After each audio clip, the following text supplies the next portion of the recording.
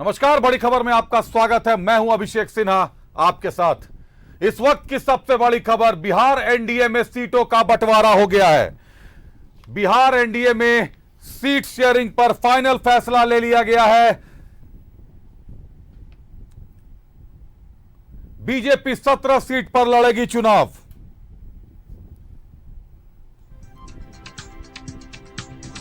जदयू को मिले 16 seat.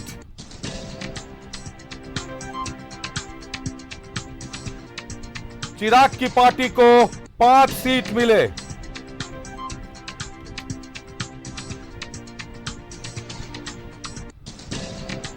BJP Madhubani, Araria, Nawada, Aurangabad, Saran, Darbhanga, पश्चिम चंपारण, उजियारपुर, पाटलिपुत्र, आरा, बक्सर, सासाराम, पटना साहिब, महाराजगंज, बेगूसराय, पूर्वी चंपारण और बक्सर से लड़ेगी चुनाव। वहीं जदयू को वाल्मीकि नगर, सीतामढ़ी, झंझारपुर, सुपौल, किशनगंज, कटिहार, पूर्णिया, मधेपुरा, गोपालगंज, सिवान, भागलपुर, बांका, मुंगेर, नालंदा, जहानाबाद और शिवहर से मिली सीट। जदयू को 16 सीटें मिली हैं। बीजेपी 17 सीटों पर चुनाव लड़ेगी। चिराग की पार्टी आलजेपीआर वैशाली, हाजीपुर, समस्तीपुर, खगड़िया और जमुई से चुनाव लड़ेगी। वैशाली, हाजीपुर और जमुई चिराग के खाते में गए। हम पार्टी गया से चुनाव लड़ेगी। जीतन राम मांझी की पार्टी और उपेंद्र कुशवाहा की पार्टी काराकाट से चुनाव लड़ेगी। लेकिन इस वक्त की जो सबसे बड़ी खबर है, पशुपति पारस को कहीं ना कहीं से दरकिनार कर दिया गया, बिल्कुल किनारा कर दिया गया। एक भी सीट पशुपति पारस के खाते में नहीं दी एनडीए ने। बिहार एनडीए के सभी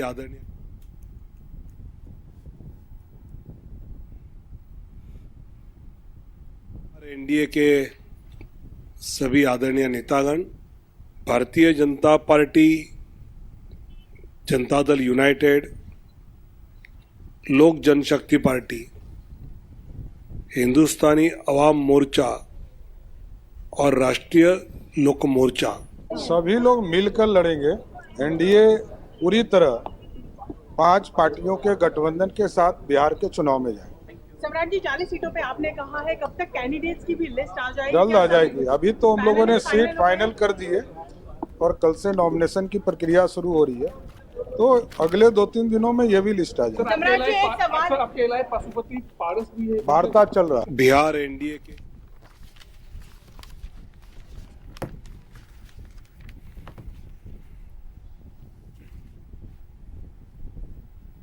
और तमाम जानकारियों के लिए हमारे साथ हमारे सहयोगी चंदन झा जुड़ रहे हैं सीधे बिहार से, पटना से।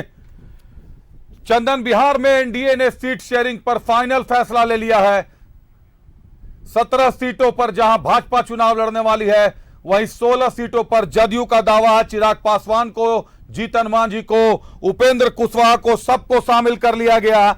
लेकिन पशुपति पारस कहीं नजर नहीं आ रहे। चंदन, किनारे कर दिया गया है पशुपति पारस को।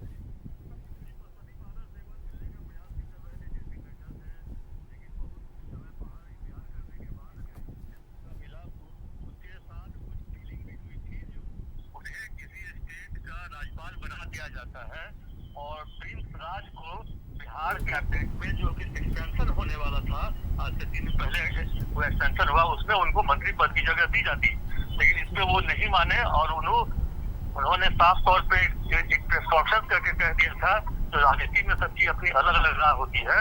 जी, लालू यादव से भी उनकी बातचीत शुरू हो चुकी है। अब लालू यादव तो वैसे उपेंद्र कुशवाहा के भी इंतजार में थे, क्योंकि उपेंद्र कुशवाहा के बारे में कहा जा रहा था जब वो 1 सीट से नहीं मानेंगे, उन्हें 2 सीट कम से कम चाहिए, बिहारी चाहिए और काराकाट चाहिए। एक तो है, लेकिन उपेंद्र कुशवाहा नीतीश कुमार के पुराने साथी रहे हैं, समता पार्टी के समय से साथ रहे हैं, तो 1 सीट पे वो मान गए। इसमें सबसे खास बात यह है कि जेडीयू को 2 सीट का नुकसान हुआ। जी, गया जो विजय कुमार मांझी जो जेडीयू के एमपी हैं, वो चला गया हमको, और एक काराकाट जो जेडीयू का सीट था, महाबली सिंह एमपी हैं, वो चला गया उपेंद्र कुशवाहा को। सीतामढ़ी जो बीजेपी की सीट थी, जो पिंटू, सुनील कुमार पिंटू वहां से एमपी थे, वो चला गया जेडीयू को। और शिवहर जो वहां से रमा देवी बीजेपी की सांसद है, जी। वो भी चला गया जेडीयू को। तो बीजेपी की 2 सीट गई जेडीयू को और जेडीयू की 2 सीट गई एनडीए के दूसरे घटक दलों को। तो कहें तो एक तरफ से कुछ न कुछ उलटफेर हुआ है जी। निश्चित तौर पर चंदन, पिछली बार भी 17 सीट पर भाजपा ने चुनाव लड़ा था, 17 सीट पर जदयू ने चुनाव लड़ा था और 6 सीट कहीं ना कहीं लोजपा के खाते में थे। सभी सीटों से सांसद जीते थे। जदयू को 1 सीट का नुकसान उठाना पड़ा था। किशनगंज सीट जदयू हारी थी और इस बार 16 सीट जदयू को मिले हैं। क्या लगता है एनडीए में अंतर कल फिर से सर उठाएगी या बिहार एनडीए में एक बार फिर वही मजबूती नजर आएगी चुनाव के दौरान भी? देखिए, जिसकी जितनी इच्छा थी उस मुताबिक सीटें मिल गई हैं। चिराग 6 मांग रहे थे, 5 उनको मिला। मांझी को भी 1 सीट कही गई थी शुरू से ही। उपेंद्र कुशवाहा की इच्छा 2 थी, 1 मिली। तो हमको नहीं लगता है कि इसमें कोई नाखुश है। हाँ, जितनी पिछली बार जितने पे जेडीयू लड़ी थी उतने पर नहीं लड़ी है, लेकिन कहीं न कहीं बीजेपी का जो बैनर है या नरेंद्र मोदी जी का जो एक आभा मंडल है, उसका फायदा उठाने के लिए नीतीश कुमार फिर अचानक से तुरंत फिर एनडीए में आ गए। तो उन्हें लग रहा था जो आरजेडी के साथ चुनाव लड़ने पर उन्हें उतनी सफलता नहीं मिलेगी जितना बीजेपी के साथ चुनाव लड़ने पर है। तो हमको नहीं लगता है जो अंतरकला अब आगे होना चाहिए, क्योंकि सबकी इच्छा लगभग पूरी हो गई है। नहीं, इच्छा तो जरूर पूरी हो गई, लेकिन नीतीश कुमार का जो पलड़ा दिखता है चंदन, कहीं ना कहीं लोकसभा चुनाव में नीतीश एनडीए का दामन थाम लेते हैं, विधानसभा चुनाव से पहले आईएनडीआईए का गठबंधन थाम लेते हैं। तो किसी भी समय करवट बदलने के लिए तो माहिर माने जाते हैं नीतीश कुमार। ये तो 9वीं बार लिए हैं पूरे 20 साल में, 9वीं बार लिए हैं, शपथ ग्रहण लिए हैं।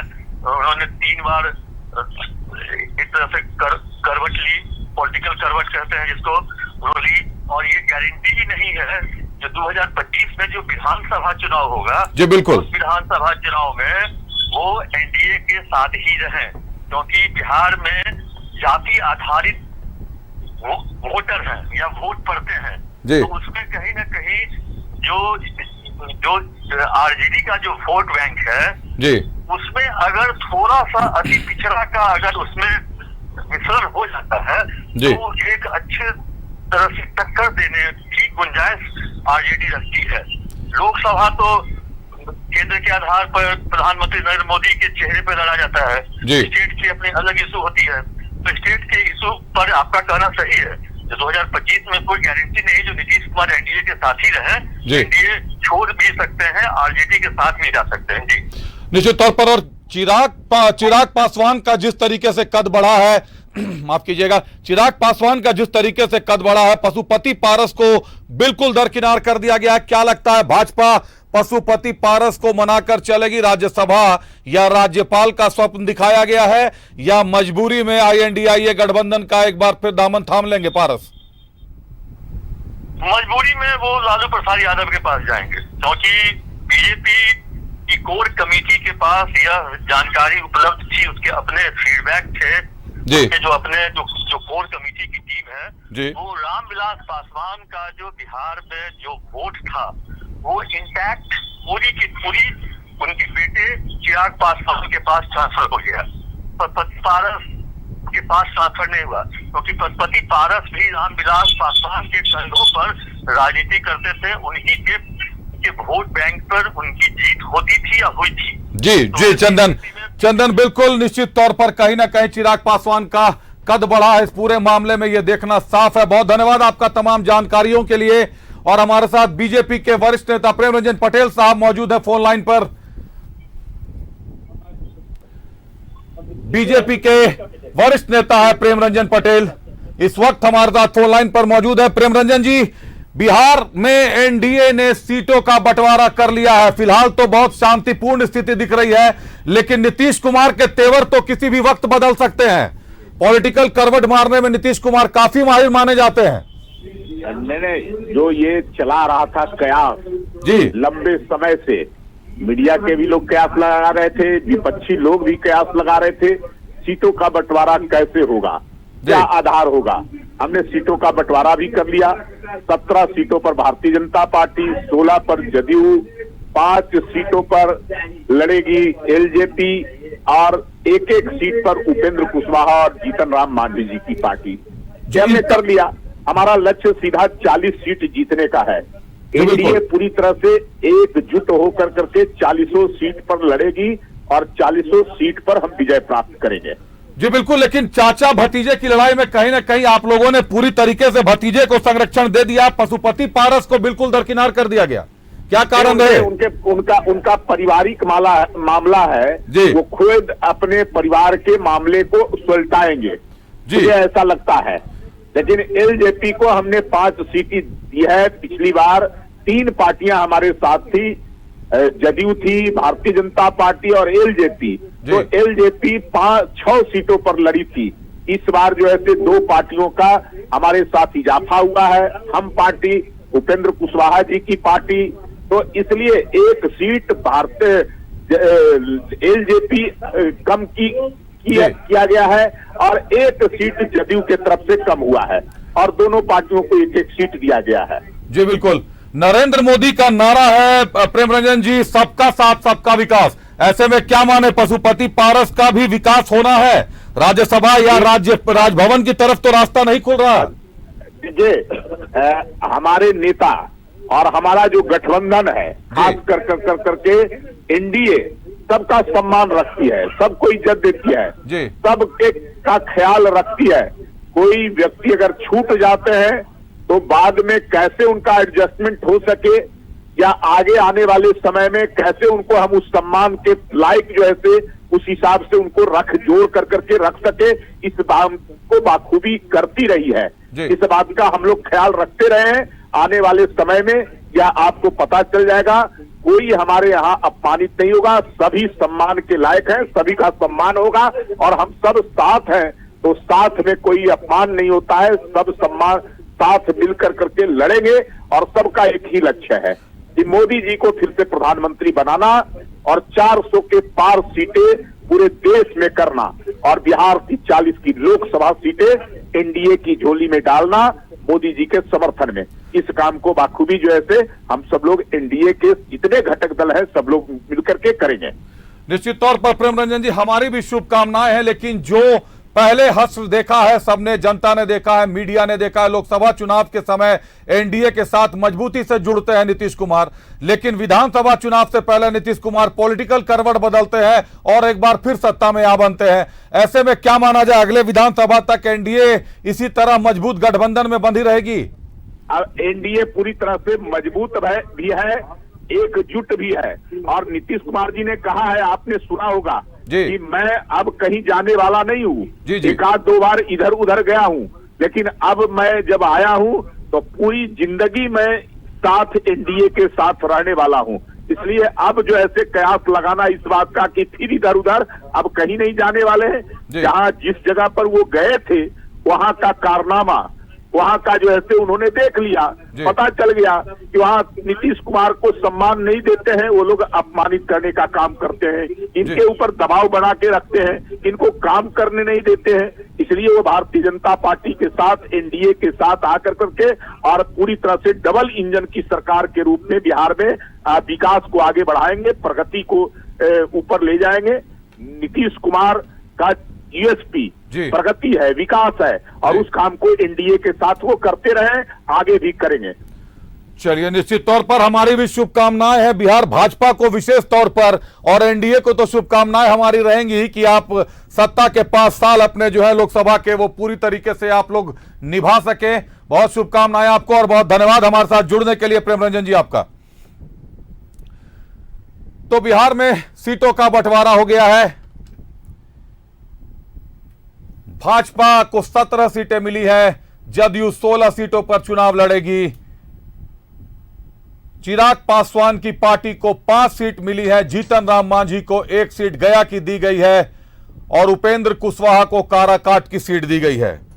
हालांकि सबकी अपनी अपनी मांगे थी, लेकिन आज सभी दलों के लोग, सभी दलों के शीर्ष नेता वहां जुटे हुए रहे और बाकायदा प्रेस कॉन्फ्रेंस करके बहुत शांतिपूर्ण तरीके से सीट शेयरिंग का फॉर्मूला ओपन किया गया, मीडिया के समक्ष रखा गया, सबके सामने खोला गया। कई कवायद लग रहे थे, कई कवायद लगाए जा रहे थे जिस मामले में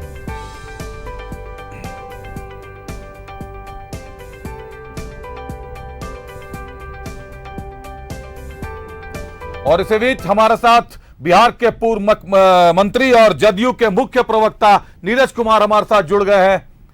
नीरज जी, एक बार फिर सीटों का बंटवारा लोकसभा के सीटों का बंटवारा शांतिपूर्ण तरीके से हो गया है। 17 सीटों पर जदयू लड़ी थी, इस बार 16 सीटों पर चुनाव लड़ रहे हैं आप लोग। क्या लगता है 40 की 40 सीटें खाते में आएंगी अब की बार 400 पर? देखिए, जीती हुई सीटें जो हमारे खाते की थी और भारतीय जनता पार्टी के थे जी, वो दोनों यथावत रहा। जो जी, गठबंधन के सहयोगी दल थे उनके बीच भी सीटों का वितरण हो गया जी जी, और ये सौहार्दपूर्ण तरीके से हुआ। तो अब उम्मीदवार की भी घोषणा हो जाएगी। तो जो लक्ष्य है कि 400 के पार और बिहार से ही होकर दिल्ली का रास्ता जाता है जी, इसलिए पिछली बार 39 जीते थे, एक कसर रह गया था। इस बार उम्मीद है कि 40 का 40 हम जीतेंगे। जी, निश्चित तौर पर पिछली बार किशनगंज की सीट आपके हाथ से निकल गई थी, कहीं ना कहीं एक वही सीट की कसर बाकी रह गई थी। लेकिन एक नाम जो बिहार की राजनीति में उभर कर सामने आ रहा है, चिराग पासवान और पशुपति पारस के बीच का विवाद पारिवारिक विवाद है, लेकिन बिहार की जमीन पर साफ दिखाई देता है। ऐसे में पशुपति पारस को बिल्कुल ही दरकिनार कर दिया एनडीए ने। देखिए, भारतीय जनता पार्टी के केंद्रीय नेतृत्व घटक दलों से संवाद कर रहा था। जी जी, अब उन्होंने मूल्यांकन कर करके ही सारा निर्णय लिया है। इसलिए स्वाभाविक है, चिराग पासवान युवा है और उन्होंने सहमति दी है। 5 सीट पर वो चुनाव लड़ेंगे, उन्होंने भी कुर्बानी 1 सीट का दिया है जी। तो हमको लगता है कि कहीं कोई परेशानी नहीं। उपेंद्र कुशवाहा और जीतन राम मांझी एक एक सीट से संतुष्ट हो गए हैं। नहीं, बिल्कुल संतुष्ट है, एकदम बिल्कुल संतुष्ट है। उनके पदाधिकारी दिल्ली के अध्यक्ष वहां बैठे हुए थे प्रेस कॉन्फ्रेंस में दिल्ली में। चलिए, बहुत धन्यवाद नीरज जी आपका हमारे साथ जुड़ने के लिए, तमाम जानकारियों के लिए। न्यूज 11 की शुभकामनाएं है बिहार एनडीए को। जिस तरीके से शांतिपूर्ण सीटों का बंटवारा आप लोगों ने किया है, उसी तरीके से शांतिपूर्ण तरीके से चुनाव संपन्न हो और चुनाव के बाद विधानसभा तक नीतीश कुमार करवट ना बदले, पॉलिटिकल करवट। ये बहुत बड़ी कामना होगी, ये बहुत बड़ी बीजेपी का कह ले तो गुड लक साबित हो सकता है। विधानसभा का चुनाव एनडीए लड़ेगा या नीतीश कुमार अलग होकर लड़ेंगे, अभी समय बाकी है, इसीलिए नजारा भी देखना बाकी रहेगा। बहरहाल वक्त है एक छोटे से ब्रेक का, मिलते हैं ब्रेक के बाद।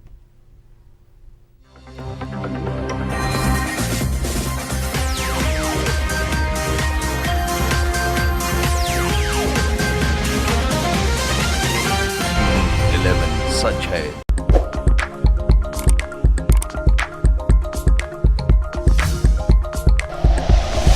Like and share videos, subscribe करें हमारा चैनल और प्रेस करें बेल आइकॉन। न्यूज़ 11 भारत, सच है तो दिखेगा।